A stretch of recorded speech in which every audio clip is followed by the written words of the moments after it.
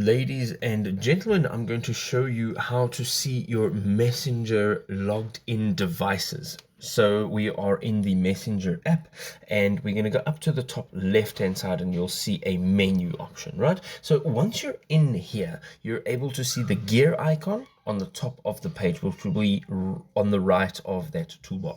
Now, once you tap on that, you'll here be able to go ahead and manage everything that you want to manage about your account and your profile. So if you travel all the way to the bottom, you will see the option of Meta, and this is the account center, and here at the bottom it says see more in account center. Okay, so once you tap on this, you will go and be redirected to Meta account center. From here we are going to look for password and security, and you can now go ahead and look for the security checks, which is the second menu, and it says where you're logged in. You're going to go in there, and here you can see where you're logged in. You can choose the account. So you're using Messenger for Facebook, or if you're using it for Instagram, you can now see that this is all of your logged in devices. And just a note, you can do this on Instagram. You can get into the Meta account center through Instagram, through Facebook, through Messenger,